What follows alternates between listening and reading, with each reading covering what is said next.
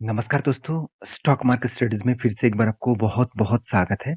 तो आज यहाँ पे मैं डिस्कशन करूँगा कुछ इम्पोर्टेंस कंपनी का अपडेट और साथ ही साथ उसके टेक्निकली चार्ट पैटर्न्स के बारे में। तो इस वीडियो को लास्ट तक देखिए, आपको बहुत सारी जानकारी इस वीडियो के माध्यम से मिलेगा। साथ ही साथ आप कंपनीज़ के टेक्निकली चार्ट पैटर्न को भी सीख पाएँगे, जो आप खुद अलग तरीके से टेक्निकली चार्ट पैटर्न को रिसर्च करके इसी तरीके से रिसर्च करके आप काम कर सकते हैं। तो ध्यान से सारी चीज़ को देखेंगे तो आपको बहुत कुछ सीखने को मिलेगा। अगर आप सिर्फ टिप्स और मतलब कोई भी स्टॉक के ऊपर बाय एंड सेल के लिए आए हैं, तो प्लीज़ इस वीडियो से दूर ही रहिए, क्योंकि मैं कोई टिप्स और बाय सेल नहीं देता हूँ। आपको काम करना है तो आपके रिस्क के हिसाब से काम करना पड़ेगा, आपके रिसर्च के हिसाब से काम करना पड़ेगा। तो सबसे पहले मैं जिस कंपनी के बारे में डिस्कशन करूँ उसका नाम है बीएससी। तो बीएससी लिमिटेड आप सभी जानते हैं इंडिया की सबसे पुराना एक्सचेंज है और इसके ऊपर मैं हमेशा बुलिश रहता हूँ, दो कारण के वजह से। पहली बात, सबसे पुराना एक्सचेंज भी है। दूसरी बात, कंपनी का परफॉर्मेंस भी ठीक ठाक है। कंपनी का परफॉर्मेंस के बारे में बात करें तो कंपनी का मार्केट कैप 13,900 करोड़ के आसपास है। तो सोचिए, आज 13,900 करोड़ के आसपास है, जब कंपनी 50,000 करोड़ के ऊपर बन जाएगा तो कंपनी के किस किस तरीके से ग्रोथ होने वाले हैं। आप इस चीज को ध्यान में रखिएगा, क्योंकि आपको लग रहा है कि कंपनी में ग्रोथ नहीं होने वाले, क्योंकि कंपनी धीरे धीरे करके गिर सकता है, कंपनी धीरे धीरे करके खराब हो सकते हैं। तो मैं एक एक एक बात कहूँ, आप जो लोग स्टॉक मार्केट के ऊपर है उसको मैं आपको बता दूं, आज इंडिया में 2.5% के आसपास लोग इक्विटी में ट्रेड करते हैं, मतलब स्टॉक मार्केट के ऊपर डायरेक्टली इन्वेस्ट करते हैं। और बाकी यूएस मार्केट में देखेंगे तो 55% लोग डायरेक्टली इक्विटीज में निवेश करते हैं। तो दोनों में अंतर कितना है आप देख सकते हैं। मैं छोड़ ही देता हूँ 2.5 को, मैं अगर पकड़ लेता हूँ अपकमिंग कुछ 5 सालों में, अगर 25% भी स्टॉक मार्केट में लोग निवेश करना स्टार्ट कर दिया तो इंडिया का ग्रोथ कहाँ से कहाँ तक जाएगा। उसके साथ साथ देखा जाए तो बीएससी, जिसके ऊपर 5,000 से भी ज़्यादा स्टॉक लिस्टिंग है, कंपनी लिस्टिंग है, तो उस कंपनी का हालत कहाँ से कहाँ तक जा सकते हैं। तो मेरे कहने का मतलब है, ज़ीरो डेब्ट कंपनी है, इनकम भी अच्छा है और साथ ही साथ कंपनीज़ के सेल्स ग्रोथ भी आप देखेंगे, कंटिन्यूअसली कंपनी सेल्स को किस तरीके से मेंटेन्स किए। लास्ट कुछ जून क्वार्टर्स का मैं डेटा आपके साथ शेयर करूँ, तो कंपनी 158 करोड़ से एक 180 करोड़, उससे बढ़ के हो चुके 193 करोड़, उससे बढ़ के हो चुके 260 करोड़। तो यहाँ पे ग्रोथ हर साल में होते जा रहा है। उसके हिसाब से कंपनी का प्रॉफिट भी अच्छा खासा देखने को मिला। तो आप कहेंगे सर इस बार इतना ज़्यादा प्रॉफिट क्यों हुआ? क्योंकि कंपनी को एक आदर्श प्रॉफिट मिला था, तो इसलिए मैं इस आदर्श प्रॉफिट को छोड़ ही देता हूँ, क्योंकि इस बार मिला है, दूसरे बार मिलेंगे कि नहीं मिलेंगे उसका कोई पता नहीं है। तो मैं हमेशा ऑपरेटिंग प्रॉफिट को देख लेता हूँ। तो ऑपरेटिंग प्रॉफिट के बारे में बात करूँ तो कंपनी इस बार हाईएस्ट प्रॉफिट जनरेट किया। तो यही देखना बाकी था। ये चीज़ अगर पॉजिटिव में है और उसके साथ-साथ अगर बैलेंस शीट ठीक-ठाक है, जैसे रिज़र्व लगातार बढ़ते चले गए। पहले 2,200 करोड़ का रिज़र्व था, आज 2,600 करोड़ के आसपास रिज़र्व है।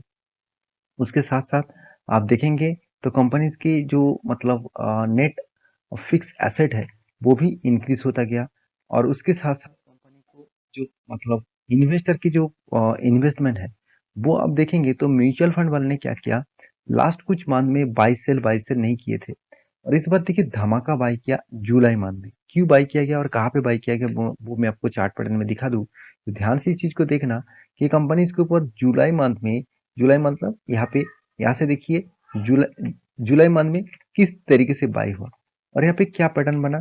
आप देखेंगे एक कफ विथ हैंडल पैटर्न्स बना और यहाँ पे कंफर्म भी हुआ, मैं आपको मेंशन भी करता हूँ, ध्यान से देखिएगा। इस कैंडल ने ब्रेकआउट दिया और उसके बाद नेक्स्ट कैंडल ने कंफर्मेशन कर दिया। तो मैंने यहाँ पे एंटी भी लिया और मेरा टारगेट बन के आ रहा है करीबन 1137 के आसपास। तो ऑलमोस्ट यहाँ पे 48% का गेन मिल सकता है। तो मैं इस एंटी तो मैं पहले ले चुका हूँ, जब यहाँ पे एंटी बना था तब से मैं वीडियो बनाकर आपके साथ शेयर कर रहा हूँ और अभी भी इसीलिए शेयर कर रहा हूँ क्योंकि आपको पता चले कि अभी फिलहाल के इस कंपनी के ऊपर क्या चल रहा है। देखिए बहुत सारे लोगों को क्या होते हैं ना, वो एंटी लेवल तो उसको पता है, वो बहुत बार यही सोचते हैं कि सर ने एग्जिट कहाँ पे लिया, वो तो कभी नहीं दिखाया और सही में क्या उस कंपनी के ऊपर टारगेट हुआ कि नहीं हुआ, वो तो कभी देखने को नहीं मिला। तो इसलिए मैं हर वीडियो को आपके साथ शेयर करता हूँ, जब तक एंटी मिले हैं तब से लेकर टारगेट तक। उसके बाद अगर स्टॉप लॉस भी होता है तो भी मैं आपके साथ मेंशन करता हूँ। तो नेक्स्ट जो कंपनी जिसके बारे में डिस्कशन करूँ उसका नाम है बजाज फाइनेंस। देखिए बजाज फाइनेंस इंडिया के सबसे पुराना और सबसे बड़ा एक देखा जाए तो एनबीएफसी कंपनी है। आज जियो फाइनेंस मार्केट में आने के बाद बहुत सारे लोग यही चर्चा कर रहे हैं कि जियो फाइनेंस आने के बाद इस कंपनी का हालत खराब हो जाएगा। मैं आपको एक जियो फाइनेंस के ऊपर एक वीडियो बना के दिया, तो आप ज़रूर जाके देखिए। और मुझे एक दोस्तों ने कमेंट्स भी किया, सर आपने शायद पी रेशियो को नहीं देखा क्योंकि जियो फाइनेंस का पी रेशियो 1500 से भी ज़्यादा है। तो मेरे कहने का मतलब ये है, मैं आपको पी रेशियो भी मेंशन किया था, शायद आपने वीडियो ध्यान से नहीं देखा। मैं आपको पी रेशियो में मेंशन इसीलिए किया क्योंकि उस कंपनी का पी रेशियो 15 से के ऊपर क्यों है, अगर आप मुझे कमेंट्स करेंगे तो मैं आपको डिटेल्स में बताऊंगा। तो इस कंपनी का मार्केट कैप देख लीजिए 4,35,000 करोड़ के आसपास है। और इस कंपनी का कंपटीटर के हिसाब से जियो फाइनेंस का मार्केट कैप कितना है, करीबन 1,55,000 करोड़। तो सोचिए इस कंपनी का आगे बढ़ने के लिए मतलब इस कंपनी किस तरीके से आगे बढ़ रहा है बजाज फाइनेंस, और किस तरीके से आगे बढ़ने वाले हैं, क्योंकि इसका मार्केट कैप बहुत बड़ा है।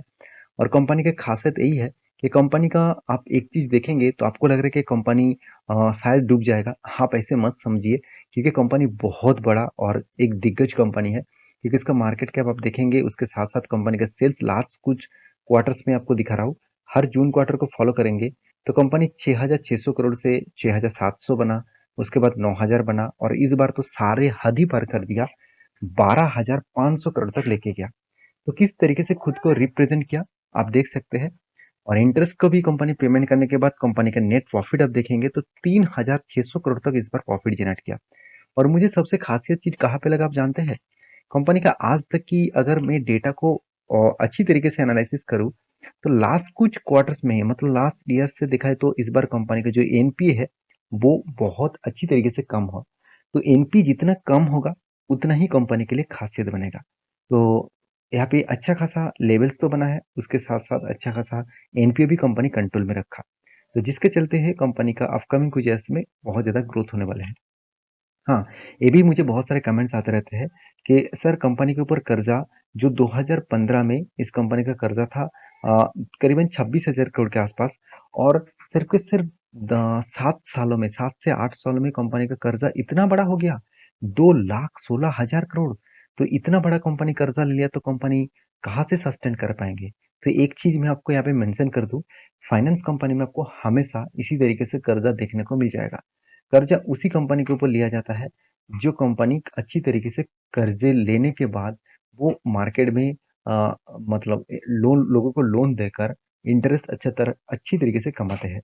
तो मेरे हिसाब से ये लोन देने वाला कंपनी है, तो इसको पता है, इसको मैनेजमेंट को पता है किस तरीके से मार्केट से लोन भी उठा पाएंगे। तो इसीलिए इसका एनपीए 0.30 के आसपास है। तो इतना कम एनपीए है, इसका मतलब मार्केट से सारे के सारे पैसा मेरे हिसाब से उठा भी ले चुके हैं। कंपनीज में इस तरीके से बेस्ट परफॉर्मेंस के बाद में मेरे कहने का कोई ज़रूरत ही नहीं है कि इस कंपनी में कोई डाउट है। मैं इस कंपनी के ऊपर एज़ अ लॉन्ग टर्म के लिए भी रहता हूँ और निवेश करके रखा हूँ, और ऐसे कभी भी ट्रेड बने, कोई भी स्विंग ट्रेडिंग बने, मैं हमेशा इसके ऊपर ट्रेड लेता हूँ। तो रही बात म्यूचुअल फंड वाले की, आप इस कंपनी के बारे में बात करो तो देखिए बाई सेल में कुछ भी परफॉर्मेंस नहीं दिखागा, आपको नहीं दिखेगा। और लास्ट कुछ मंथ्स में इस कंपनी का डिलीवरी रिपोर्ट दिखा दूँ तो ध्यान से देखिएगा, कंटिन्यूअसली यहाँ पे बाइंग ट्रेड आपको देखने को मिल सकता है। देखिए 50% के आसपास बाइंग ट्रेड देखने को मिला है। अभी इस ट्रेड इतना क्यों बना वो मैं आपके साथ शेयर करूँ तो ध्यान दीजिएगा, यहाँ पे क्या बना, शोल्डर, उसके बाद शोल्डर, उसके बाद एक बिग हेड, उसके बाद एक शोल्डर की इंतजार कर रहा हूँ। जब शोल्डर बनेगा तो एक बड़ा सा आपको मोमेंटम देखने को मिल सकता है और ऑलमोस्ट 34% के आसपास टारगेट बन सकते हैं। तो अभी डायरेक्टली एंटी मत कर लेना, क्योंकि अभी तक तो कंफर्मेशन नहीं हुआ है। तो कंफर्मेशन के लिए इंतजार करना पड़ेगा। जब कंफर्मेशन हो जाएगा तो मैं आपके साथ वीडियो बनाकर फिर भी शेयर करूंगा कि एक्चुअली कहाँ पे एंटी लेवल्स बना है। तो वीडियो अच्छा लग रहा है तो प्लीज़ एक लाइक जरूर कर दीजिएगा। और लास्ट जो कंपनी जिसके बारे में बात करूँ उसका नाम है हिंदुस्तान फूड्स लिमिटेड। देखिए हिंदुस्तान फूड्स लिमिटेड एक बेवरेजेस कंपनी है। जितने सारे फूड प्रोसेसिंग और बेवरेजेस कंपनी है उसमें इस कंपनी का नाम भी देखने को मिल जाते हैं। तो कंपनी बहुत छोटा है, इसका कंपटीटर के हिसाब से देखें तो कंपनी 7 नंबर रैंकिंग में है। इस कंपनी में दो वीकनेस है और बाकी पॉइंट्स पॉजिटिव है। वीकनेस क्या है मैं आपको बता दूं, कंपनी का आरओसी आरओई तो ठीक है, कंपनी का पी रेशियो बहुत ज़्यादा है। कंपनी का पी रेशियो के बारे में बात करूँ तो कंपनी का पी रेशियो अभी 77 के आसपास देखने को मिला। और इसी जगह पे अगर कंपनी का एवरेज पी रेशियो दिखा दूँ तो 91 है। तो आप यहाँ पे बोल सकते हैं कि कंपनी का 5 साल के जो एवरेज पी रेशियो 91 है उससे भी कंपनी का करंट पी रेशियो देखने को मिला है। हाँ ये बात सही है, मगर इंडस्ट्रीज पी रेशियो के हिसाब से देखें तो कंपनी का पी रेशियो ज़्यादा हाई है। और दूसरी नेगेटिव पॉइंट क्या है वो है कंपनी का डेप्थ। कंपनी का डेप्थ जो है वो ज़्यादा है 1.36% के आसपास, और इस डेप्थ ज़्यादा होने के कारण कंपनी के जो प्रॉफिट मार्जिन आ रहा था वो प्रॉफिट मार्जिन कम होता जा रहा है। अगर यही चीज़ को मैं क्वार्टरली दिखा दूँ, देखिए सेल्स किस तरीके से कंपनी ने मेंटेन्स किए और एक्सपेंस भी कंपनी अच्छी तरीके से मेंटेन्स किए, मगर कंपनी को क्या किया, ज़्यादा कर्जा देना पड़ा और इस ज़्यादा कर्जा देने के कारण कंपनी के ऊपर अच्छा खासा यहाँ पे क्या हुआ, अच्छा खासा प्रॉफिट जो होना चाहिए था उस तरीके से प्रॉफिट कंपनी के ऊपर नहीं हुआ। फिर भी देखिए कंटिन्यूअसली कंपनी प्रॉफिट को इंक्रीज करता जा रहा है, यही कंपनी के लिए मेरे हिसाब से एक पॉजिटिव बात है। और बाकी इस कंपनी के ऊपर एज ए इन्वेस्टर, प्रोमोटर से लेकर एफएसडीएस पब्लिक हर किसी के पास इन्वेस्टमेंट है। तो एक फूड प्रोसेसिंग कंपनी है, इस कंपनी की खासियत मैं इन डेप्थ एक वीडियो बना के आपके साथ शेयर किया हूँ। इसके कस्टमर कौन है, किस तरीके से काम करते हैं, तो सब कुछ मैं आपको डिटेल्स में वीडियो बना के दिया। आप उस वीडियो को जाकर चेकआउट कर सकते हैं। प्लेलिस्ट में जाइए और वहाँ पे सर्च करिए हिंदुस्तान फूड नाम करके, आपको जरूर वीडियो मिलेगा मेरे चैनल के माध्यम से। इस कंपनी के बारे में एक चीज मैं आपको मेंशन करूँ तो लास्ट देखिए फरवरी मंथ के अंदर अंदर कंपनी के ऊपर अच्छा खासा बाइंग किया गया था, और वो भी किसके, म्यूचुअल फंड वाले ने बाई किया। उसके बाद देखिए कंटिन्यूसली बाई तो हो रहा है मगर कुछ खास बाई नहीं है। जैसे मार्च मंथ में कुछ बाई नहीं हुआ, जून मंथ में कुछ बाई नहीं हुआ, जुलाई मंथ में कोई कुछ बाई नहीं हुआ, बाकी टाइम में कंपनी के ऊपर अच्छा खासा बाइंग देखने को मिला। तो ओवरऑल इस कंपनी के जो चार्ट पैटर्न है उसके बारे में बात करूँ तो मैं आपको कुछ इस तरीके से ट्रेड मेंशन किया था कि यहाँ पे कंपनी का शोल्डर कम शोल्डर, उसके बाद एक हेड बना, फिर से डबल शोल्डर बना था। तो इस तरीके से पैटर्न होने के बाद यहाँ पे क्या हुआ, ब्रेकआउट भी हुआ। तो ब्रेकआउट देखेंगे तो इस कैंडल के ऊपर ब्रेकआउट हुआ और इस कैंडल ने कंफर्मेशन कर दिया। मैंने आपको मार्किंग भी करके दिया और मैंने आपको टेलीग्राम में भी अपडेट दिया। और देखिए सिर्फ 2 हफ्ते के अंदर अंदर कंपनी टारगेट दिया, और टारगेट कितना है, 34% के आसपास। देखिए 2 हफ्ते छोड़िए, अगर मुझे 1 साल में भी इस टारगेट मिलता ना तो भी मैं खुश हो जाता, क्योंकि 1 साल में 34% टारगेट कहाँ पे मिलता है। अगर आप बड़ी लार्ज के ब्लू चिप टाइप कंपनीज के ऊपर भी निवेश करके रखेंगे ना, तो आपको 1 साल में शायद 30% के ऊपर बहुत कम, 100 में से आपको 2-3 कंपनी में ही आपको टारगेट मिल सकता है। तो मेरे कहने का मतलब है, अगर आप सही टाइम में सही कंपनी को चूज कर लिया, सही टेक्निकली चार्ट पैटर्न को यूज करके काम किया और कंपनी का फंडामेंटल को अच्छी तरीके से एनालिसिस कर पाया, तो आपको कोई नहीं रोक पाएगा, आपको कोई भी डरा नहीं पाएंगे। कोई भी स्टॉक के ऊपर लॉसेस होने का जो चांसेस है वो बहुत कम हो जाएगा। तो इस कंपनी के ऊपर फिलहाल के लिए कोई भी ट्रेड नहीं है। जब कोई ट्रेड बनेगा तो मैं आपके साथ फिर से टेक्निकली चार्ट पैटर्न डिस्कशन करूंगा। नेक्स्ट जो कंपनी जिसके बारे में बात करूं उसका नाम है जुग डेकोर लिमिटेड। तो एक डेकोर लिमिटेड आप सुनकर आपको लग रहा है कंपनी एक डेकोरेशन के ऊपर काम करते हैं, बिल्कुल नहीं। कंपनी एक स्पेशलिटी केमिकल्स के ऊपर काम करते हैं। तो इस कंपनी ने एक बहुत बड़ा अनाउंसमेंट किया। कंपनी हर 100 शेयर में आपको 15 शेयर देने वाला है, क्योंकि इसका जो अनाउंसमेंट होने वाला है वो 15:100 का बोनस का। तो प्लीज इस बोनस के चक्कर में ब्लाइंडली इस कंपनी के ऊपर निवेश मत कर लीजिएगा, क्योंकि इस कंपनी के ऊपर जो डेटा और जो डिटेल्स देखने को मिला है, मेरे हिसाब से कंपनी के ऊपर बहुत छोटा परफॉर्मेंस, मतलब बहुत छोटा मार्केट कैप लेकर चलने वाला कंपनी से और हाई वैल्यूएशन के हिसाब से चल रहा है। तो कभी ना कभी वो शेयर करेक्शन देखने को मिल सकता है। जिस तरीके से कंपनी के ऊपर जर्नी देखने को मिला, वो कभी ना कभी गिरावट भी हो सकते हैं। तो मैं तो इस तरीके से कंपनी से दूर रहता हूँ। आप अगर आपका निवेश करने का मतलब इच्छा है तो आप जरूर इस कंपनी के ऊपर स्टडी करके काम करिए। तो वीडियो अच्छा लगे तो प्लीज लाइक करना, दोस्तों के साथ शेयर भी करना, चैनल को सब्सक्राइब भी करना। मिलते नेक्स्ट वीडियो में, तब तक के लिए अच्छे से रहिए, अपने ख्याल रखिए, धन्यवाद।